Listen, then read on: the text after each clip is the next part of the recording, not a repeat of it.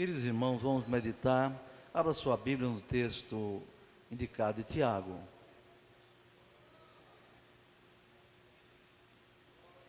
Tiago capítulo 2. Nós já lemos aquele texto que fala sobre Abraão, que foi justificado pela fé, mas também pela obra, pelo fato de ter oferecido seu filho em sacrifício a Deus. Deus não quis o sangue de Isaque, sacrifício humano ele não aceita, tá certo? Por isso ele mandou matar cordeiros no lugar do pecador, boi, vaca, ovelha, no Antigo Testamento, não é? Depois tem o caso de Raabe, aquela mulher que era prostituta, era meretriz, que morava em cima do muro da cidade de Jericó.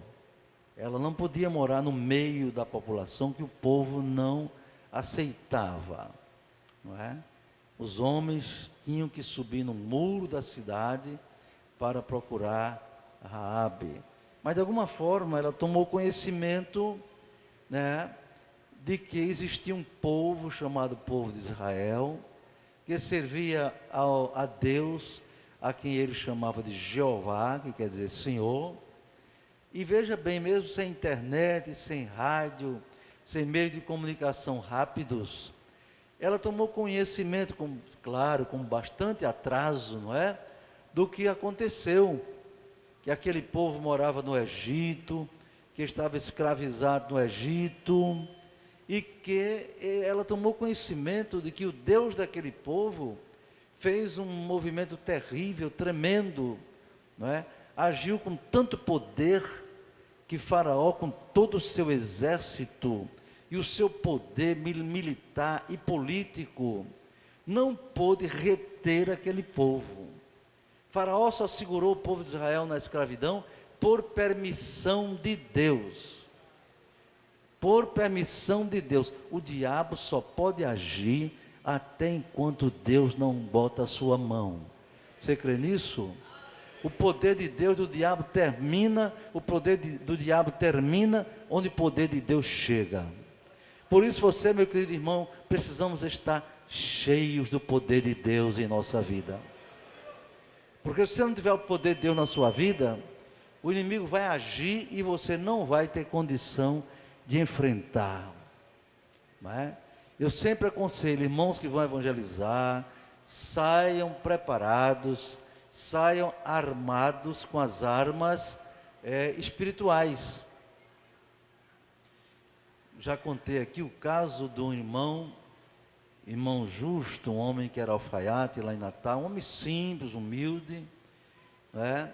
E ele era daqueles pregadores como tem aqui em Parnamirim, aqueles irmãos que não espera que seja consagrados a diácono, ou a presbítero, ou a evangelista, ou a pastor, para falar de Jesus, não.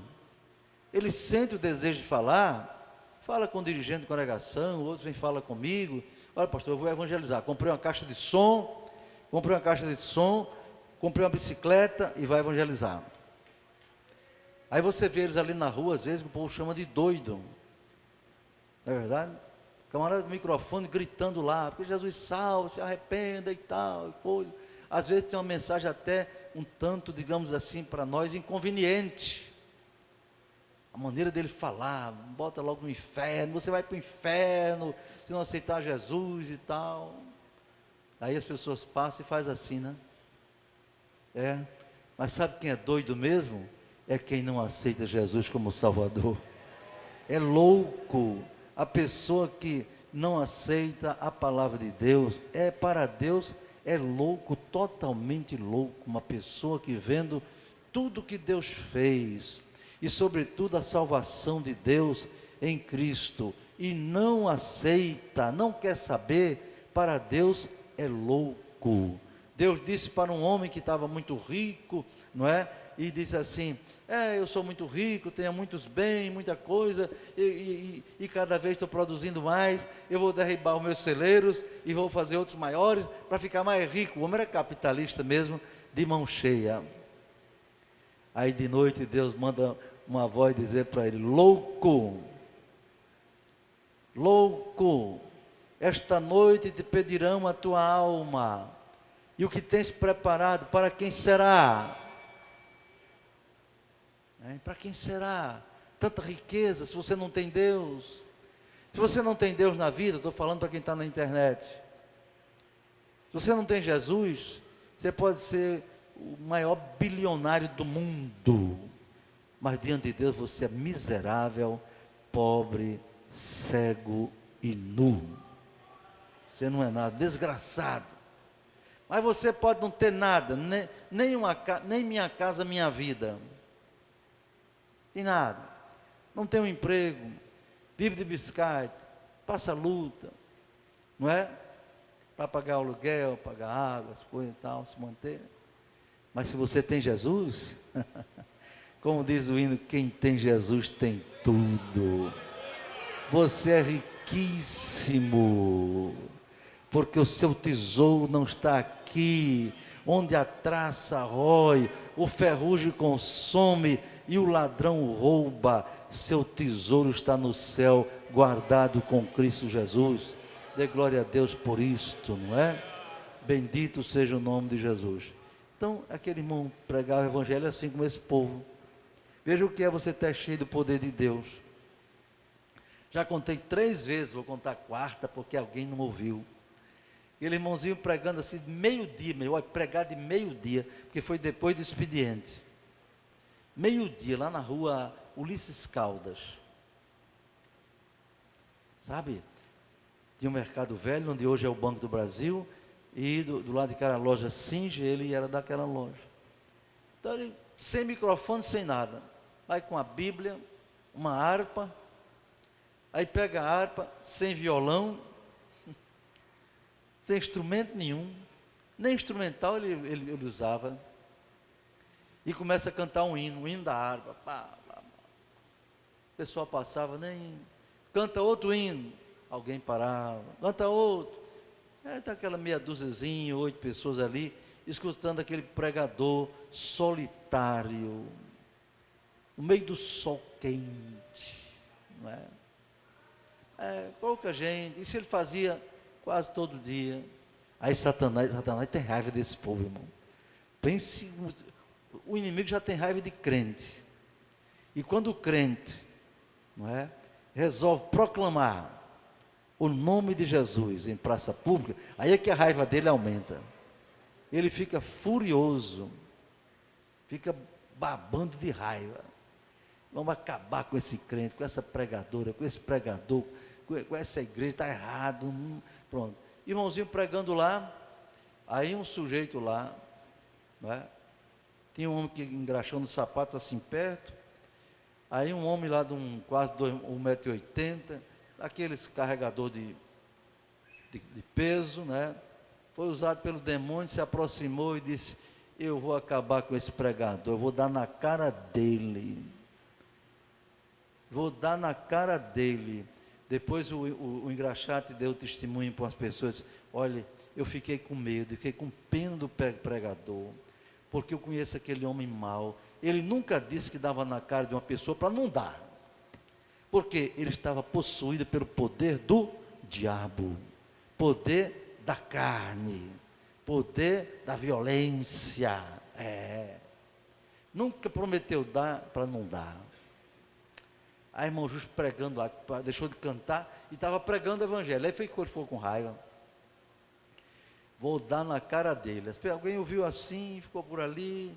O engraxate disse: meu Deus, quero nem ver a mãozada que ele vai dar na cara do pregador.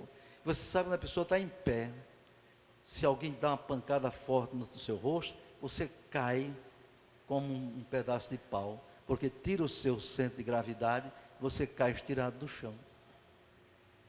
O irmãozinho pregando o evangelho: Jesus salva, entrega a Jesus e tal. Aí o camarada chegou e disse: para aí, pregador, para, pregador.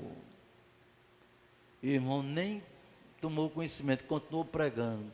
Pare, senão eu vou dar na sua cara. O irmão continuou pregando. Aquela altura, eu tenho certeza, se tinha um anjo, chegaram 2 para ficar junto. Chegaram 2. E o arcanjo, que é quem comanda os anjos, se precisar de mais de um, eu mando. E lá está o irmão pregando. Aí o camarada saiu do lugar cheio do Satanás, uma mãozona daquela mão, sabe, de estender a mão para dar na cara do pregador. Quando ele fez assim, o pregador disse: o sangue de Jesus tem poder, eu te repreendo em nome de Jesus. Do jeito que ele botou a mão para trás, ele caiu no chão, estatalado, estirado, meu irmão, pá. Mas menino, aí foi que juntou gente, como diz nós deste menino, aí foi que juntou gente. Aí o povo onde estava vendo aquilo, correu todo mundo para lá. Mas rapaz, foi aquilo, o homem foi dar no pregador, caiu no chão, o que foi isso? Sabe o que foi isso? O poder de Deus. O crente precisa estar cheio do poder de Deus, meu irmão. Viu? Cheio do poder de Deus. Eu posso andar com revólver. Meu filho, se andar com revólver é um problema. Você não é militar, não é policial. Não é bom dar não, porque tu não sabe usar arma assim não, sabe? O bandido sabe muito mais. Mas o irmão estava cheio do poder de Deus. O grandalhão caiu, o povo chegou, juntou gente. Aí foi que o culto ficou cheio de gente mesmo. Aí o irmão se animou mais, pregou mais, uma meia hora. Terminou, fez o apelo, alguém aceitou Jesus como Salvador. Disse: agora eu vou levantar. Ele chegou lá e disse: ei, levante. O grandalhão abriu os olhos assim e viu a cara do pregador, foi com medo. Levantou-se, levanta-se em nome de Jesus. Está vendo? Com Deus não se brinca, irmão. Dê glória a Deus por isto, viu? Glória a Jesus. Então precisa estar cheio da graça e do poder de Deus. Então Abraão foi justificado porque ele creu, não é? Raabe ouviu falar no poder de Deus, poder de um Deus que tirou o povo do Egito, atravessou um deserto e agora estava diante de Jericó, 40 anos, não foi brincadeira não. E mesmo sem ter ouvido talvez um pregador falar pessoalmente para ela, ela creu que aquele Deus daquele povo que foi tirado do Egito era o Deus verdadeiro, era o Deus criador do céu e da terra, não era os deuses do Egito, Baal, Osíris, Íris, Amon, não é? O Deus verdadeiro era o Deus que tirou o povo do Egito, é o Deus que nos tirou do Egito, do mundo, meu irmão, louvado seja o nome do Senhor, é esse Deus. Ela creu, e ela soube que o povo de Israel ia cercar Jericó, e ela disse: já sei, vão acabar com tudo, aí como Josué mandou aqueles 2 espias lá, 2 rapazes, lá, os espias foram com jeito ali para não serem vistos, mas acabaram sendo vistos, e seria agora, onde é que a gente se esconde?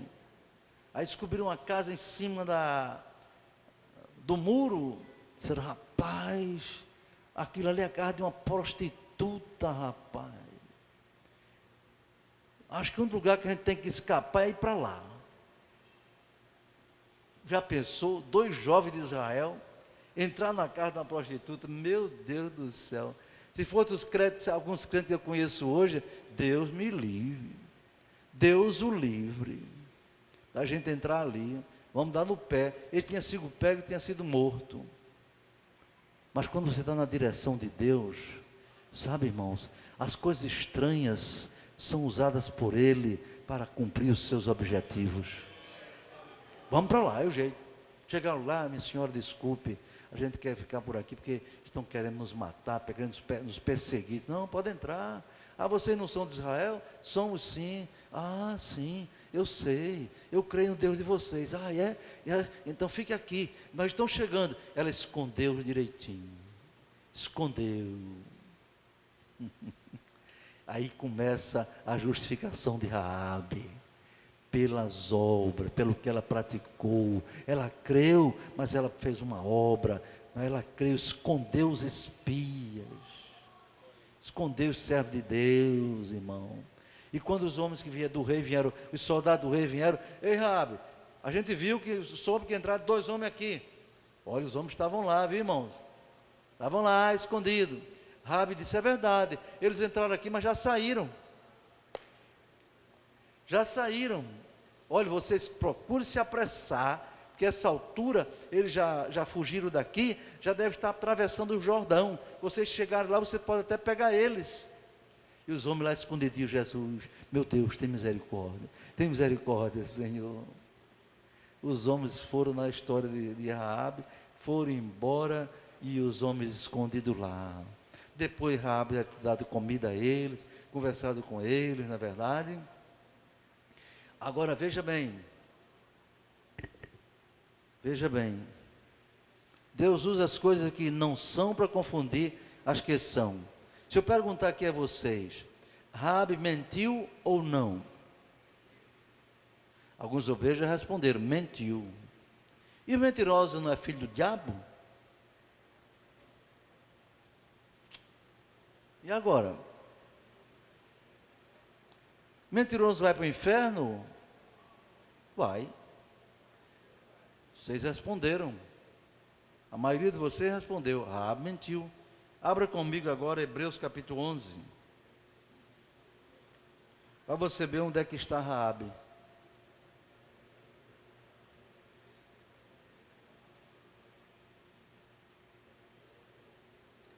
Hebreus capítulo 11, meu irmão, uma rápida explicação. É o capítulo que tem aqui uma galeria, uma relação, uma lista do que chamamos de heróis da fé.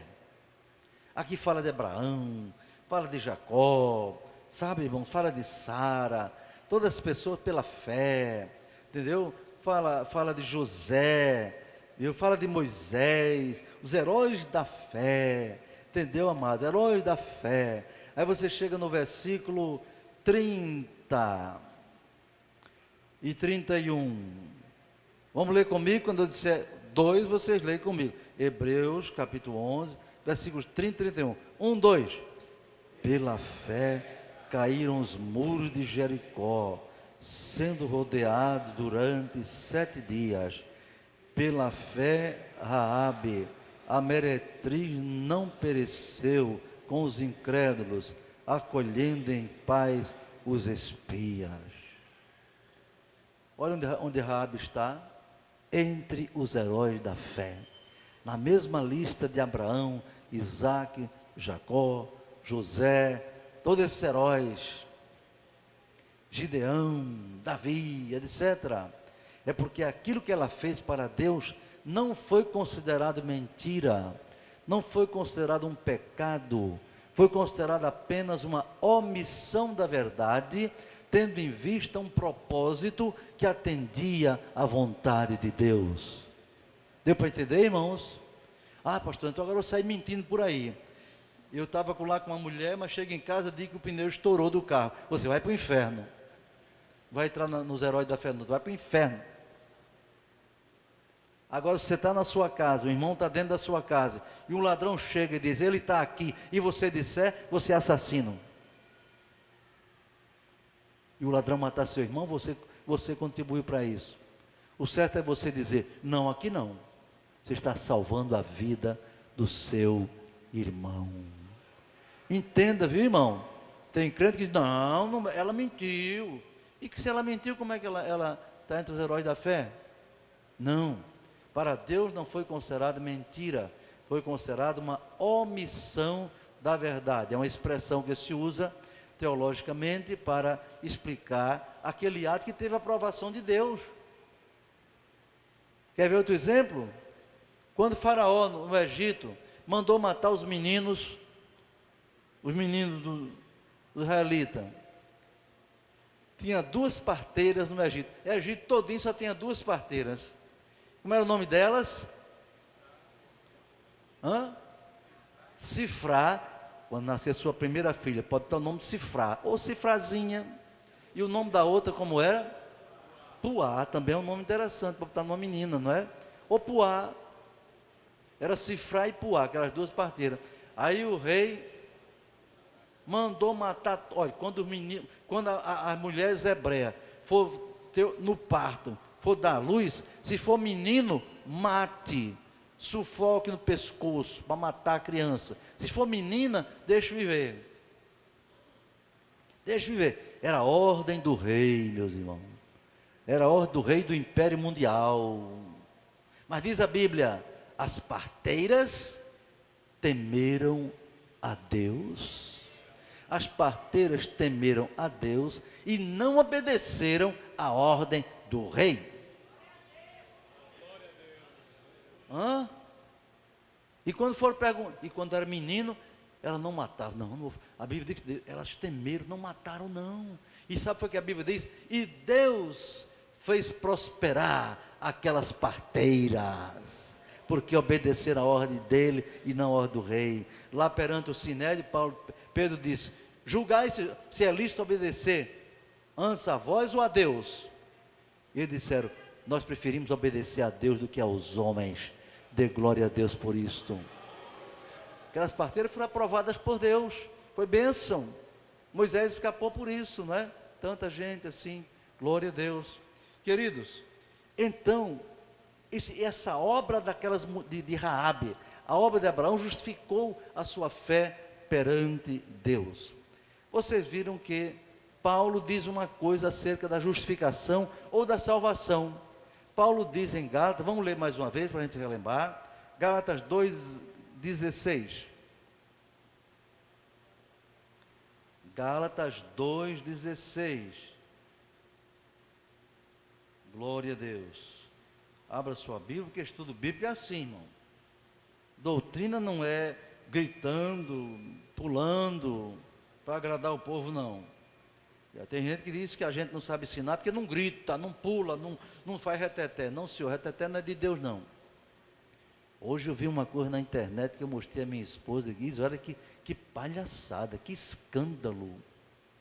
Uma igreja num reteté, tresloucado, todo mundo rodando e caindo no chão, escandalizando o nome do Senhor. Deus nos guarde isso. Gálatas 2,16, vamos lá.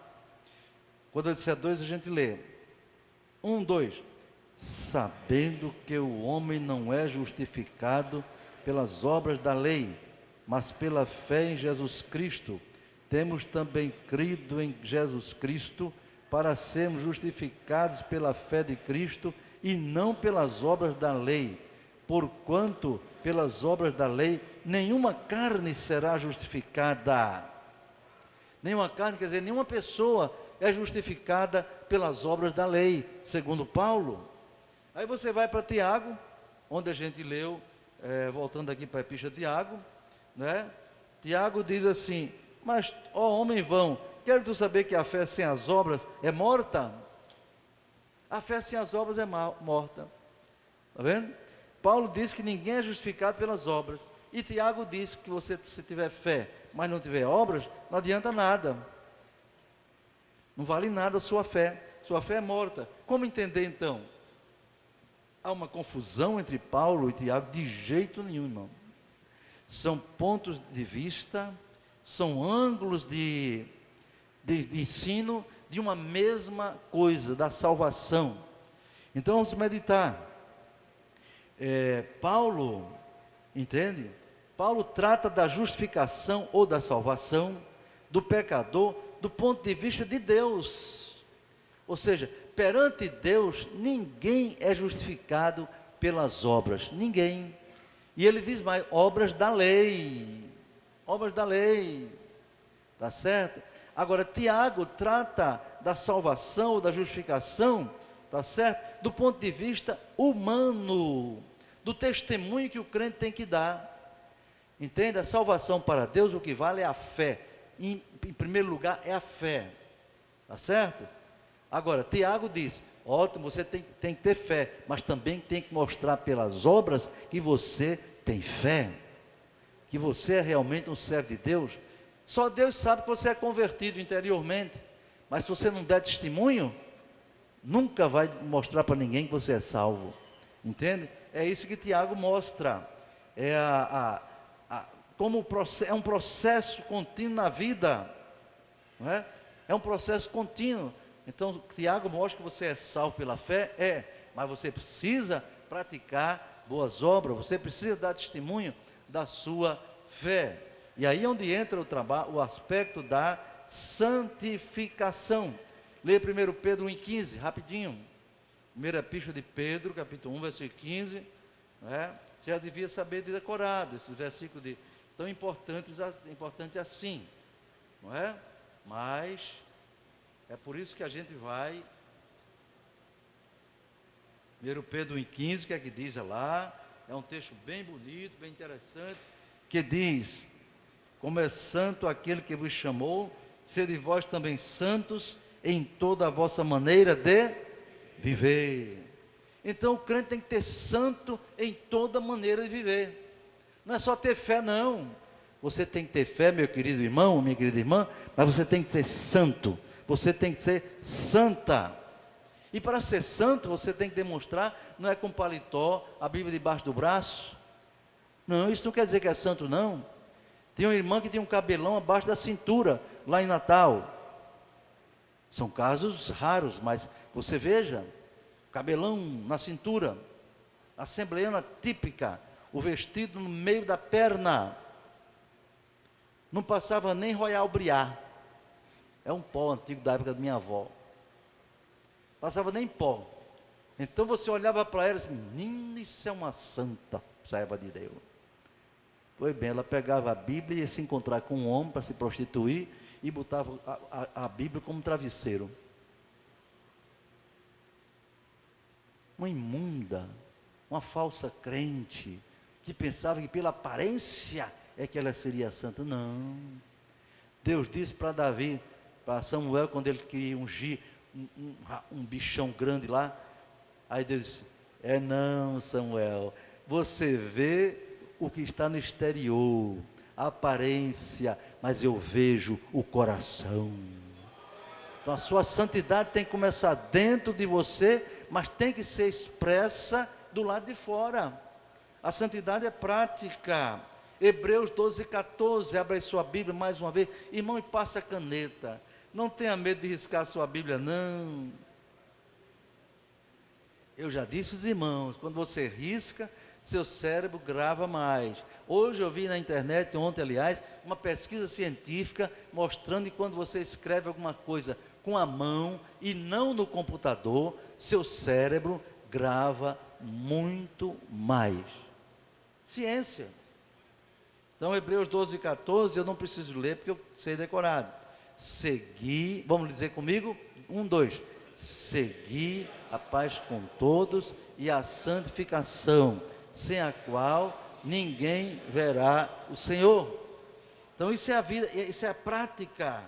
A santificação mostra o seu testemunho. 1 Tessalonicenses 5:23. Primeira Epístola de Paulo aos Tessalonicenses 5:23.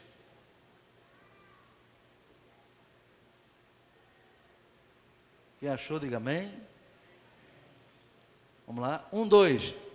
E o Deus de paz os santifique em tudo. Cadê vocês? E todo o vosso espírito e alma e corpo sejam plenamente conservados, irrepreensíveis para a vinda de nosso Senhor Jesus Cristo. Então, você tem que ter fé e tem que ter vida irrepreensível. Como é que você sabe ter uma vida irrepreensível? Pela prática de atitudes, de atos, não é? Então não há discordância entre Paulo e Tiago, não é? Paulo diz: ninguém é justificado pelas obras da fé, diante de Deus, pelas obras da lei, diante de Deus. Tiago diz: a fé sem as obras é morta, perante a igreja, perante o mundo. Você está entendendo, meu irmão? Isso é muito importante. São ângulos diferentes de ver o mesmo tema, o tema da salvação. Abra sua Bíblia em Efésios capítulo 2, versículo 8 a 10. Esse texto agora que nós vamos ler é muito interessante mesmo dentro desse tema. Efésios 2, 8 a 10. Efésios 2, 8 a 10. Vou dizer 2 e a gente começa. 1, 2. Porque pela graça sois salvos por meio da fé, e isto não vem de vós, é dom de Deus, não vem das obras, para que ninguém se glorie. O 10. Porque somos feitura sua, criados em Cristo Jesus, para as boas obras, as quais Deus preparou para que andássemos nelas. Aqui você, nesse versículo, aqui você vê tanto Paulo como Tiago, aqui do 8 aos 10, você vê a visão de Paulo e a visão de Tiago. A visão de Paulo, porque pela graça sois salvos, por meio da fé, isto não vem de vós, é dom de Deus, ninguém vai se gloriar.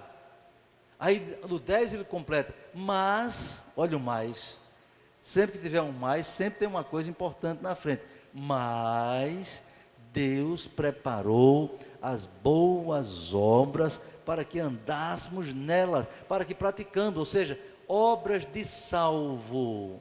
Anote isso, você nunca vai ser salvo porque pratica boas obras, nunca. Porém, você pratica boas obras, é obrigação, porque você é salvo. Dê glória a Deus por isso. Você pratica boas obras, é um dever, porque você é salvo. Você não pode praticar é obra ruim, se fazendo de santo, não é? Comprar e não pagar na mercearia. Cuidado, irmão, crente caloteiro não vai para o céu não. Calote é mentira, é engano, é ruindade. Deus nos guarde disso. Chegar num lugar para comprar, não dá para vender o senhor não. Por quê? Porque você é crente. Deus nos livre, não é? Um irmão aqui que tem uma loja de peça, me trouxe uma vez um bocado de cheque assim, pastor Linaldo, aqui tudo é de crente, cheque sem fundo. Não comprou a peça lá na minha loja, dividi em tantas vezes, ele não pagou, nem a primeira, deu o cheque, está aqui o cheque há 3 meses, 4 meses, 1 ano, ele não pagou. Isso não é coisa de crente não, irmão, isso é coisa de ímpio, de pecador, mentiroso. Ah, porque é o irmão. Não, você não tem que enganar nem o irmão, nem o descrente. Jesus diz, seja o vosso falar sim, sim e não, não. O que disso passa, vem de procedência maligna, não é? Não, irmão, eu juro que eu não tenho que jurar nada. Crente não pode estar jurando nada. Tem que dizer sim, tem que ser sim. Agora você comprou numa loja, aí prometeu pagar dentro de 30 dias, aí adoeceu uma pessoa da família, o carro virou, não sei o que, aconteceu uma coisa imprevista, aí você não tem o dinheiro para pagar. O que você deve fazer? Chega na loja do irmão ou de uma pessoa não crente, e diz, olha, o que quer dizer o senhor? Que teve um problema, um imprevisto, não é? E eu não posso lhe pagar nessa data. O senhor pode me dar mais um prazo? Aí é crente fiel. Aí é sério, aí é santo. Aí o camarada diz, não posso não, então aguarda um pouco que eu vou providenciar. Aí você vende alguma coisa que tem e paga. Pastor, só tem a geladeira, venda a geladeira. Viu? Venda a geladeira, mas pague a dívida. Se o camarada não quiser, peça emprestado a alguém que você puder confiar, que pode lhe emprestar, mas não engane ninguém, porque Deus não se agrada disso. Isso não é obra de salvo, não é? Não é obra de salvo, tá certo, meu irmão? É muito sério ser salvo. Ser membro da Assembleia de Deus hoje, meu irmão, é fácil.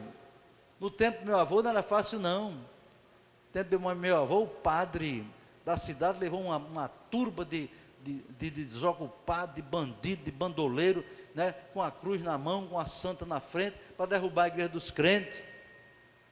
Para derrubar a igreja dos crentes. Aí era difícil ser crente. Era perseguido.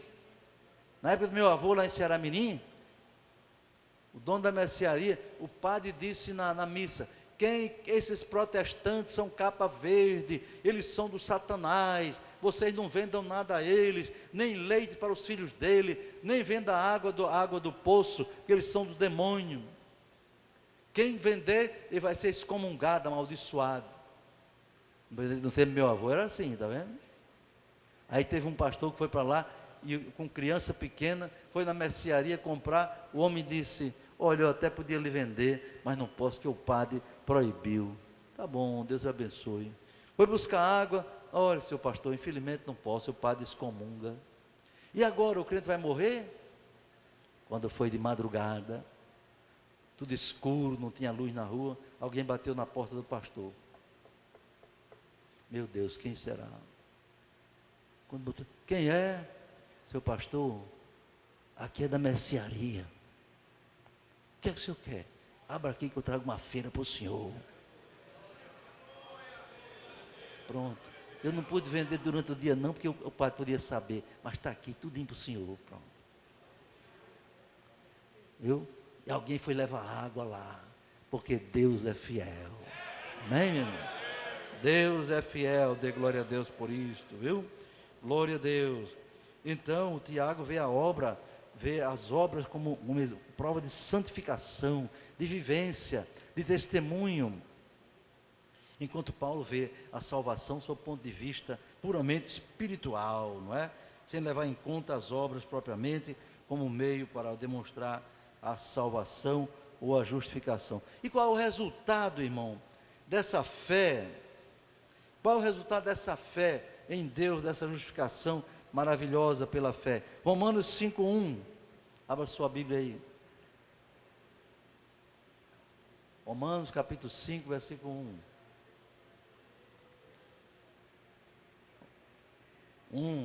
2, diz assim: sendo, pois, justificados pela fé, temos paz com Deus por nosso Senhor Jesus Cristo. Amém? Você é justificado por Deus pela fé e na obediência. As obras é que mostram a obediência, né? Aí você tem paz com Deus por meio de nosso Senhor Jesus Cristo, não é? Glória a Deus por isso, viu, irmãos? Nós fomos então justificados pela fé, mas temos que ter boas obras para justificar a nossa salvação. Resumindo aqui o seguinte: a fé puramente intelectual não é fé que salva. Quer dizer, eu creio, isso não adianta nada. Você tem que crer e viver essa fé. Outra coisa, a fé salvadora é também a fé servidora. Você é salvo, você é servo de Deus. Outro aspecto desse estudo: as obras aperfeiçoam a fé. O texto lido diz que a fé de Abraão foi aperfeiçoada pelas obras. A fé sem as obras é morta, já vimos. Fé sem obra. Irmão, eu tenho uma fé tão grande. Olha, você não quer saber da minha fé. Deus não se impressiona com o tamanho da sua fé. Ele se impressiona com o tamanho da sua fidelidade. Viu? A fé, a fé salvífica, a fé que salva, tem que andar junto com as obras de salvar, demonstrado com a santificação, conforme a gente já estudou nesta noite. Que Deus nos abençoe e levemos para casa, para nossos corações, esse ensino precioso com base na palavra de Deus.